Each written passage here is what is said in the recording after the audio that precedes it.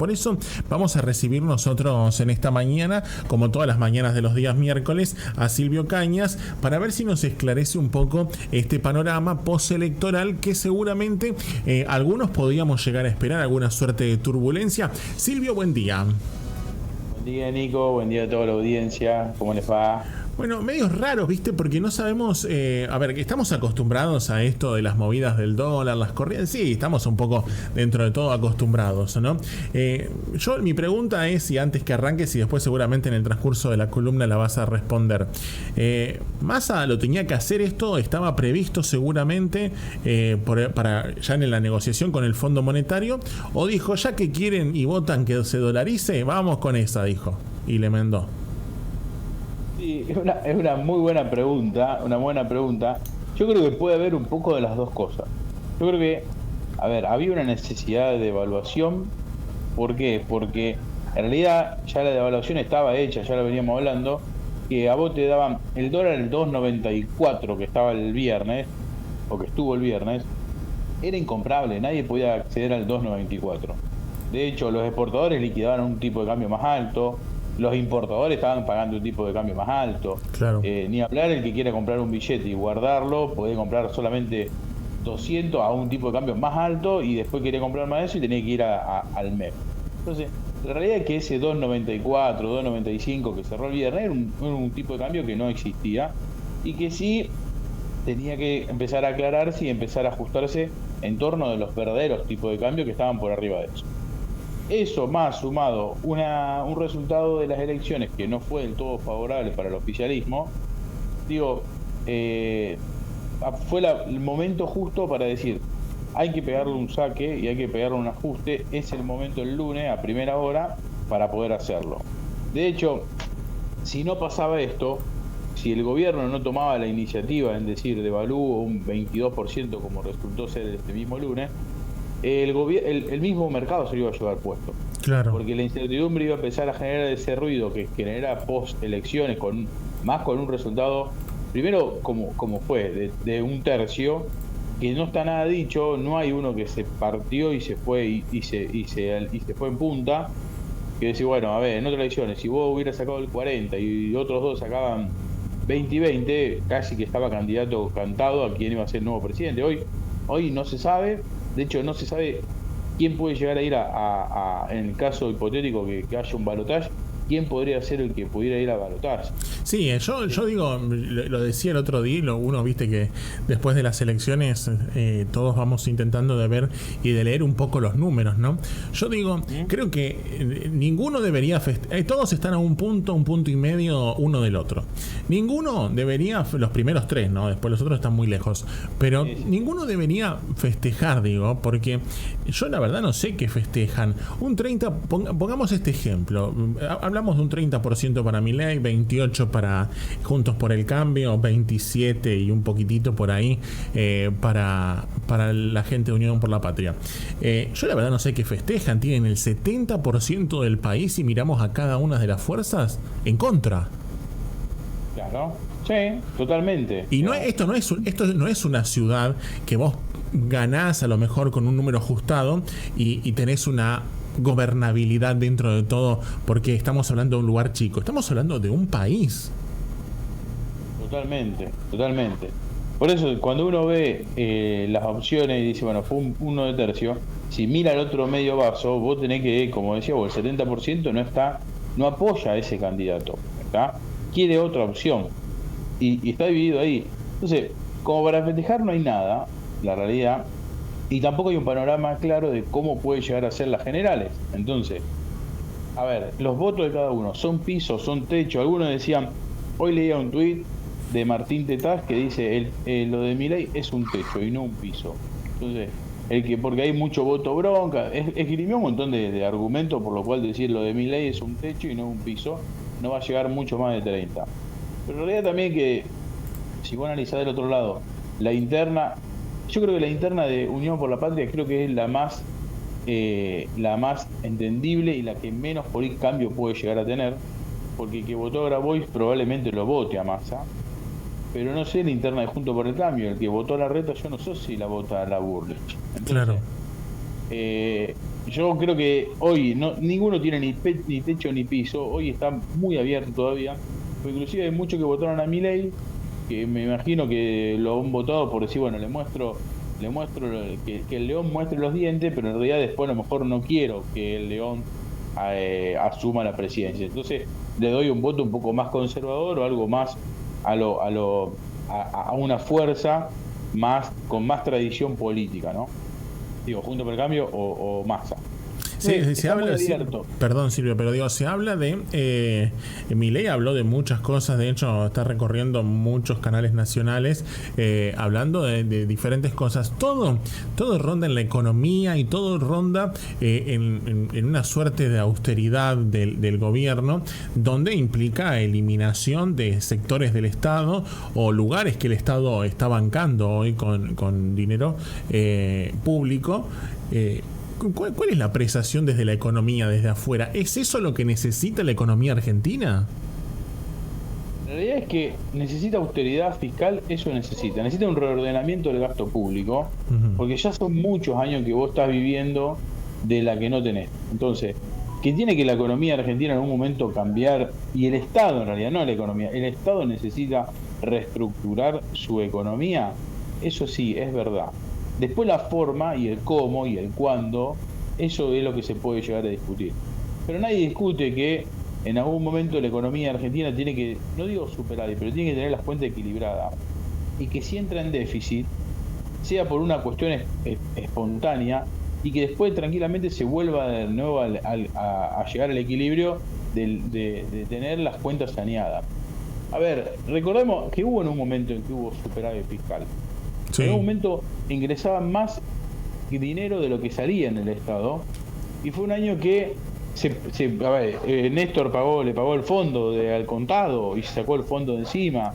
Hicieron algunas cuestiones que era importante. Entonces ahí nos dimos cuenta que es posible tener un superávit fiscal. También la verdad es que muchas veces los ingresos del gobierno dependen, porque nuestra estructura económica depende de factores que son externos, inclusive a la economía argentina.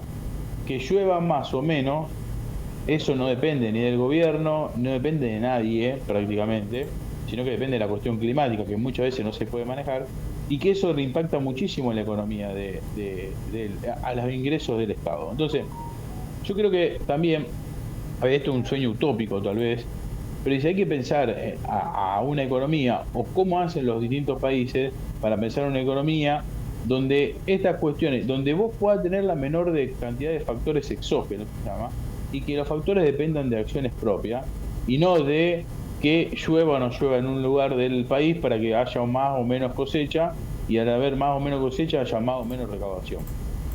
Entonces, hay que armar una estructura productiva en el país que nos permite tener eso. Y cuando llueve mucho, lo compensa, digamos, cuando vos llueve mucho, vos podés salir a vender paraguas, pero cuando sale sol, podés salir también a vender bronceador. Entonces, esa sería la forma.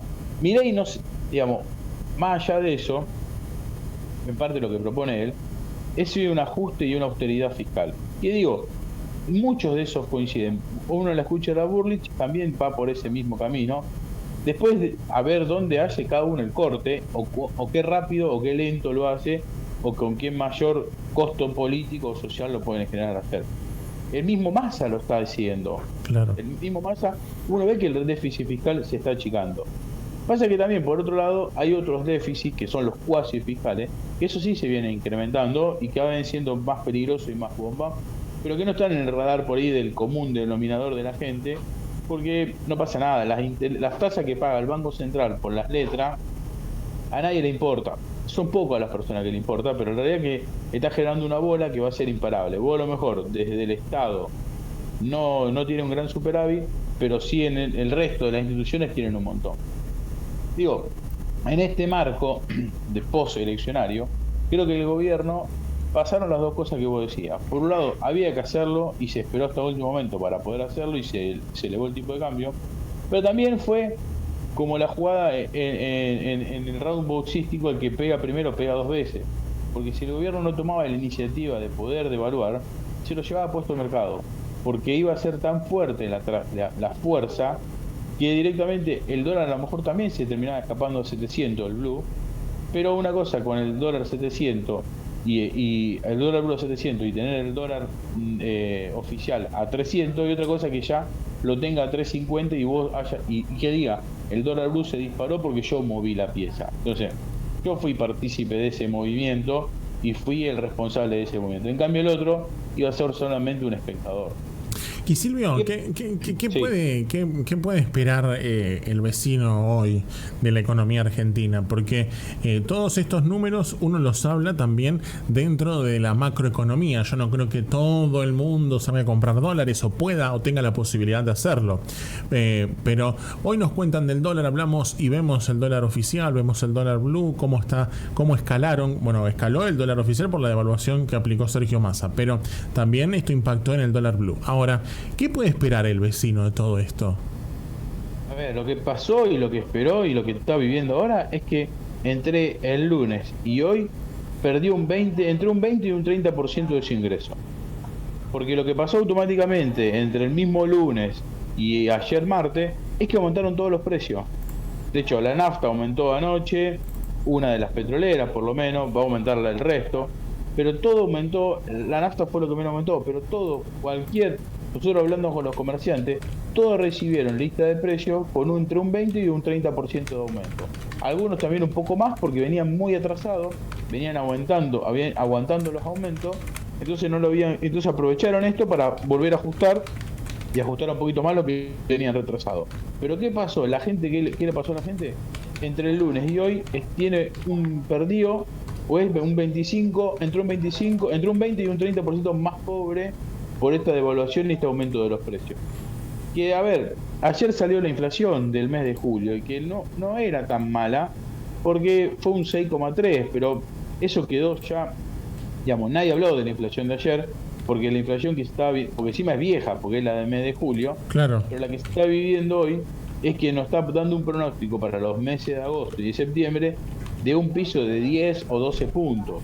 Entonces, cuando hablamos de la inflación interanual, que ahora nos estaba dando un 115, para el mes de septiembre, cuando cierre la inflación de agosto, seguramente nos va a estar dando cerca del 140, 150% de inflación interanual, y si se mantiene esta tendencia de acá a fin de año, porque para septiembre también se espera que la inflación sea de un 10 o un 12%, podemos estar hablando de una inflación interanual del 170%. Y me gustaría revisar todos los acuerdos paritarios, porque ninguno de ellos contemplaba una inflación de un 150%. Entonces, ¿qué pasó de hoy acá? Todos somos un 25% más pobres, porque los precios aumentaron de el lunes a hoy entre un 20 y un 30%, y ningún ingreso, ni siquiera de los mismos comerciantes que son los que recibieron la lista de precios, pudieron aumentar entre un 25 y un 30%. Entonces, este tipo de acciones solamente generan más pobreza. Estamos hablando de que hay un 40% de la población que está por debajo de la línea de pobreza. Esto lo que hace que cada vez sea más población más pobre y que esto se empiece a sentir fuerte en el supermercado, fuerte en el bolsillo, y que en los próximos días, cuando uno vaya al súper y empiece a ver que la carne está a cualquier corte por arriba de los 2.500 pesos, cerca de los 3.000, cuando hace un par de meses no llegaban a los 2.000 pesos. Entonces, la carne, el pollo, todo viene aumentando, el mismo pan, todo lo que es harina y toda la panificación, todo está por arriba de un 20% en lo que ha aumentado en estos días. Fíjense que no solamente en estos precios que son los libres, sino que también ayer el mismo gobierno acordó un aumento de los precios cuidados. Los precios cuidados también van a aumentar un 5%. Entonces, si a eso, a los pocos precios que uno cuando ve en la góndola, vio que cuando va al supermercado uno ve que el cartelito, esto es precio cuidado y tenés un producto X, y tiene un precio bien, en realidad.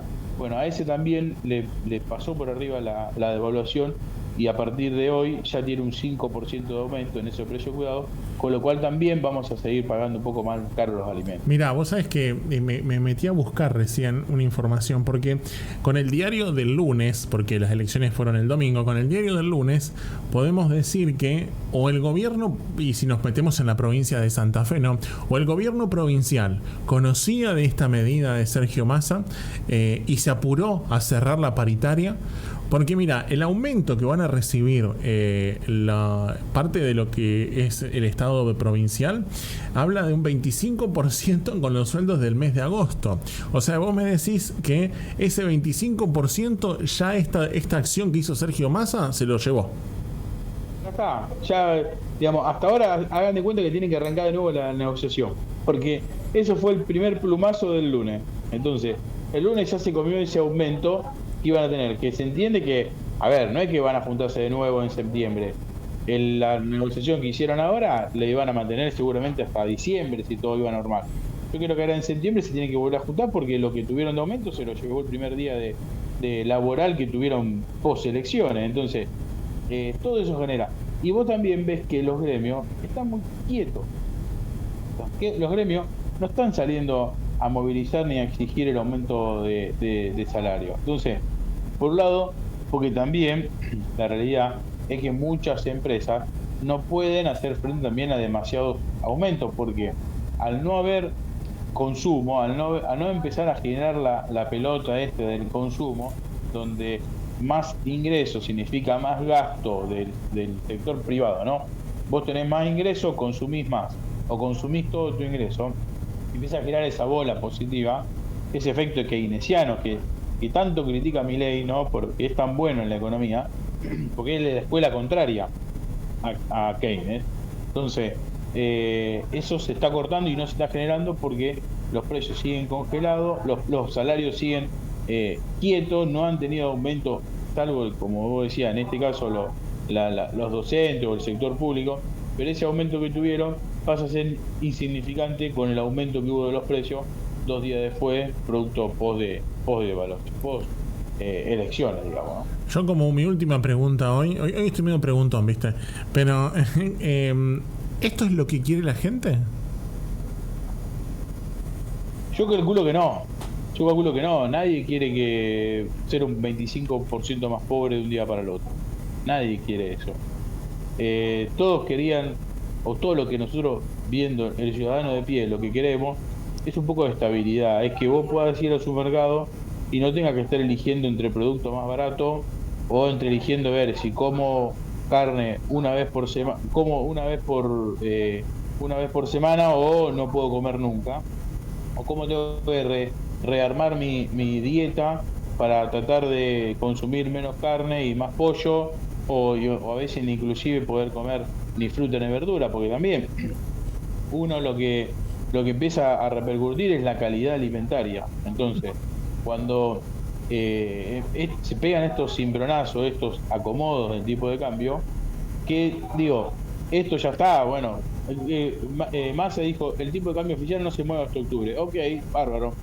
Pero la realidad es que hoy no está todo ajustado al tipo de cambio oficial. Mucho sigue ajustado al tipo de cambio blue. Y el tipo de cambio blue, Massa no prometió que no iba a seguir aumentando. De hecho, sigue aumentando, con lo cual probablemente que los precios sigan aumentando, porque la mitad está atado al dólar blue. Entonces, digo, ¿es lo que quiere la gente? No, claramente calculo que no. Por lo menos yo no hablo en representación de todo, hablo por mí, y entiendo que no quiero ser un 25% más pobre, y que esa recuperación del salario me lleve por lo menos 2 o 3 meses, que no se puede recuperar para atrás, y que también esto no repercuta obviamente en la calidad de vida, en la alimentación, en la ropa, en un montón de cuestiones que uno tiene que empezar a ajustarse ahora, porque no le va a alcanzar el dinero, porque los salarios no se incrementaron por el momento, y que sí los precios lo vienen haciendo, y que digo, el dólar oficial supuestamente tiene un techo que es y va a estar fijo, pero el resto de los dólares no es así, y muchos de los precios se siguen manteniendo a los tipos de cambio no oficiales, con lo cual probablemente puedan seguir aumentándose.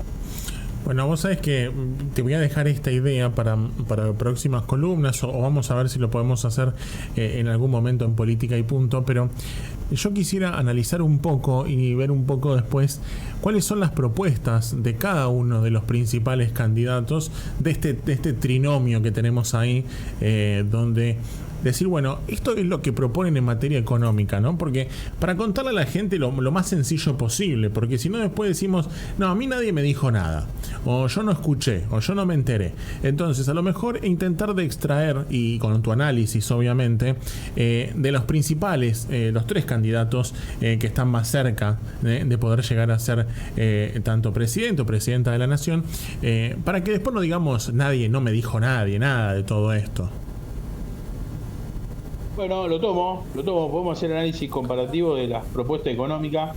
La realidad es que el que mucho habló de economía es Milei y ha tirado muchos temas sobre la mesa que han debatido y han tomado otros candidatos, pero después, a ver, tenemos que empezar a analizar un poquito y ver los archivos y ver los discursos que han dado cada uno de los candidatos para ver cuál podría ser la idea que tiene de gobierno o que tiene de plan económico para los próximos 4 años estos tres candidatos. Lo tomo y lo vamos trabajando. Sí, te lo dejo porque es para armarlo con tiempo, por eso te lo dejo ahora, pero se me está ocurriendo porque creo que como estamos y nosotros que estamos empapados de los temas, y estamos un poco desconcertados, creo que habrá mucha gente también que del otro lado también está muy desconcertada y dice, bueno, pero al final, ¿qué hago entonces? Y a lo mejor darle un panorama y un pantallazo de lo que cada uno intenta proponer o tiene una idea de llevar adelante, ayuda a poder también a elegir de cara a las próximas elecciones. Tenemos tiempo, pero creo que está bueno dejar la idea y la iniciativa, a lo mejor lo hagamos en Política y Punto, que podemos desarrollar más los temas relacionados a la política, y que bueno, obviamente nos des tu mirada y obviamente tu conocimiento. Listo, lo tomo la posta con eso y lo empezamos a trabajar y después vemos en cuál de todos los programas lo podemos charlar. Silvio, bueno, un placer, una economía difícil, rara, pero hay que seguir adelante. Totalmente, digamos. Lo bueno es que esto nos da un dinamismo que en otro país seguramente no tienen estas complicaciones, pero también nos hace ser un poco más inteligente y más no me sale la palabra, digamos, más creativo a la hora de tomar algunas decisiones, porque hay que pensar en todas las posibilidades y bueno, y aquello que el viernes pudieron comprarse $1, felicitaciones. Aquellos que hicieron un plazo fijo el viernes, lo lamento, porque están perdiendo mucha plata en estos últimos días. Así que a disposición para la próxima reunión. Abrazo enorme, Silvio, gracias por este tiempo. A ustedes. Adiós. Buena jornada. Gracias, igualmente. Silvio Cañas, como siempre, nuestro economista.